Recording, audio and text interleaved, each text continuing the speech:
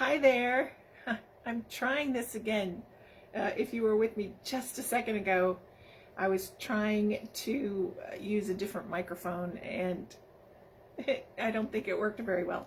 This is Kathy Burris showing up live today. It's January 12th. It's 11/11.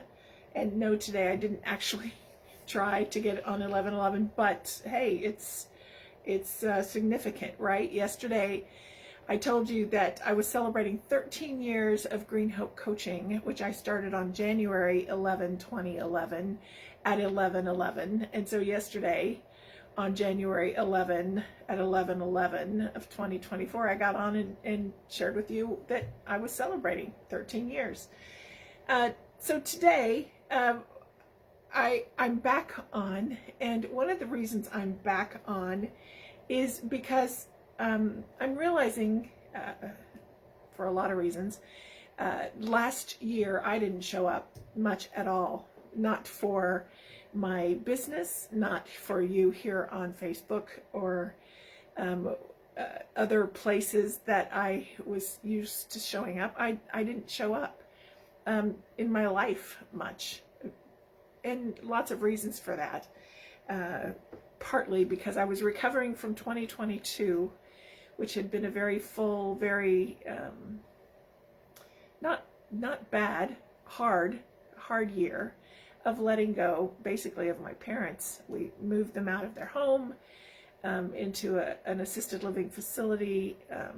Later, my dad to a nursing facility in the same complex, and then he passed away in July. My mom was diagnosed with cancer in October, and she passed away in December.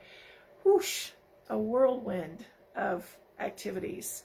Why am I telling you that? Well, see, the name of my business is called Green Hope Coaching. Green Hope Coaching. And I named it that after our daughter died, that she had told me one day that her favorite color meant her favorite word. And, you know, I was trying to figure out what her favorite color was because she had just painted her room hot pink, hot yellow, hot orange. And I thought, which one of those? And she goes, no, green. Green means hope. And so it's been Green Hope that has literally carried me through the last 17 years since she died.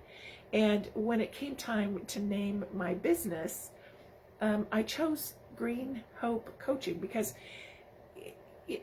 hope is something that we all long for. And I don't know a coach or a consultant or a mentor that at some point isn't talking about hope, because it's so important, it's so key, it's so foundational to how we do life, how we face the future, how we look for possibilities. It's hope, not just wishful thinking. It's hope built on a foundation, and that foundation is actually found in the Lord. And my faith journey is a huge part of my Green Hope story, which, you know, I wrote a lot about it in the Lovely Traces of Hope book, which was a whole nother story. I may tell you about it some other point. But the thing is, I chose Green Hope because I wanted to give hope to women, particularly women, because that's who I work with. Give hope to women that was not just stagnant, that was not just there, but it's hope that actually is life-giving. That's green, it's growing, it's causing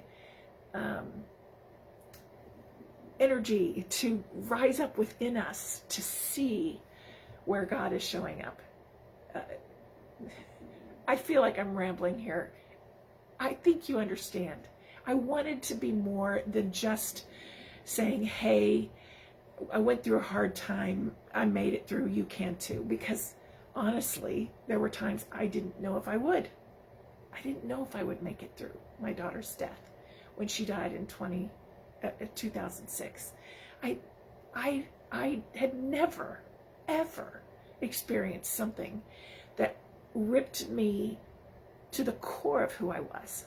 Never had to know what it was like to get through something like that. And I was already looking into coaching before that happened. But when that happened, I knew that I wanted to be involved in something that was more. Okay, yesterday we talked about we are women often that want more. We know we were made for more because of the design God gave us. And I wanted there to be more. I remember saying, in fact, the day after Alicia died, I remember saying, if I've got to hurt this bad, it better help somebody somewhere. Have you ever thought that? If I got to hurt this bad, it better do some good somewhere.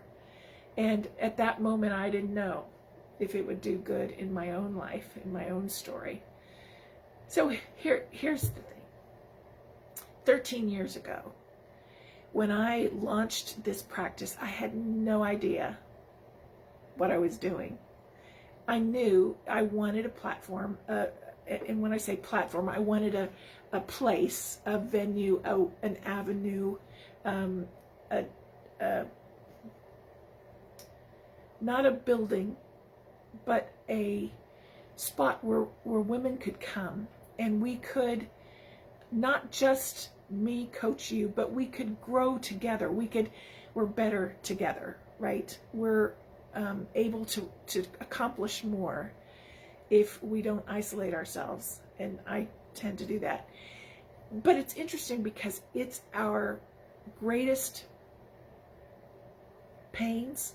It's our greatest hurt. It's our greatest accomplishment. It's our greatest struggle.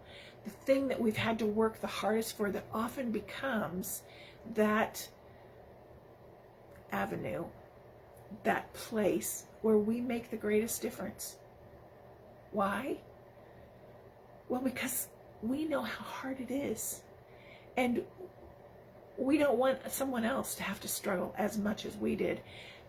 It's interesting. Recently, within the last month or so, I posted on Facebook a post from someone else. I didn't write it, but it started out, the post started out, your calling will crush you. Your calling will crush you. And the thing that I recognized is that those painful parts of my story, even of 2022, those things that were so hard, they were crushing in some ways. I hear some of you saying, well, if you really knew the Lord, you would trust him through this, and that wouldn't be such a problem for you. Why do you struggle so? Well, honestly, because I need to know the Lord more intimately. And after Alicia died, I felt like I had to go back and learn to know who God was. ABC 1, 2, 3, Jesus loves me. This I know because I had created a box for him to live in and for him to behave in. And God doesn't do that, right? But I didn't even know that I had thoughts about God that limited him so much in my life. Limited in so many ways. Hi, Carmela. Yes, it has been a long time. This has been one of the greatest things for me to consider, is that my hurt story, my heart story, that places where my heart has been broken, or where the passion of my heart, and passion is born out of our suffering, where the passion of my heart is recognizing that it's that story that's actually the story that's causing me to keep on, to be motivated, to look out for the women that I work with, to come alongside and help them to see that in that heart story, let's change that. Somebody challenged me with that recently. And in our heart story, God is breaking through over and over and over again if we are noticing. And it takes time to stop and pay attention and notice where he's showing up, right? Well, that's what I'm doing this week. I feel like I've talked around a lot of things.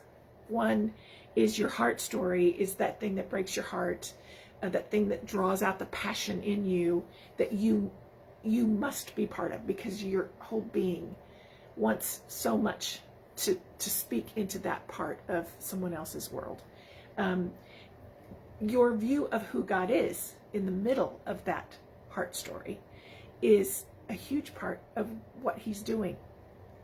And the thing is I'd like to think that God would take us out of those painful things, and he doesn't. He doesn't. My daughter went through kind of a painful thing this weekend. Not painful, but a struggle. And I wanted to take her out of that, but it was in the struggle that new answers came, new awarenesses came. And God doesn't take us out of the struggle, but he walks with us in the struggle differently than we expect. Always bigger than we can imagine, if we're noticing. So, Green Hope Coaching came to be because I was looking for a way to give life to my heartbreak. And God used me developing skills to help other people, to help myself as well, to help myself listen to my own stories, to help myself identify the limiting beliefs that I had, not just for me, but for you too. So Green Hope Coaching is celebrating 13 years. And I've got a couple things that I'll share a link to, something I'll share a link to below that helps you, it's called A Guide to Hope, but it helps you look at your own stories, the high points you've experienced, the hard things you've experienced, the heroes that have been part of your story, the heritage that's such an ordinary part of your story, you don't even recognize how it's playing into it. And then those hand of God times where you start to see his fingerprints all over. Carmela says he allows us to go through certain things to help us grow more in him. Absolutely, that's it. And when we do, when we grow into him, when we experience that kind of intimacy with our Creator, then we know we were made for more. Not just so that we could help other people, not just so that we could be more ourselves, so that we could know him more, we could be more in a relationship with the God who created us and who loves us. And that gives hope. So, I need to go. If you feel like this is rambling, sorry. For some reason, I needed to say it the way I said it, and you needed to hear it because you're listening still. So take some time to think about what's the story that you're telling you, and what are you believing about God in the middle of it, and what about it is crushing in a way that's calling you to more. Think about it. Talk to you later. Bye.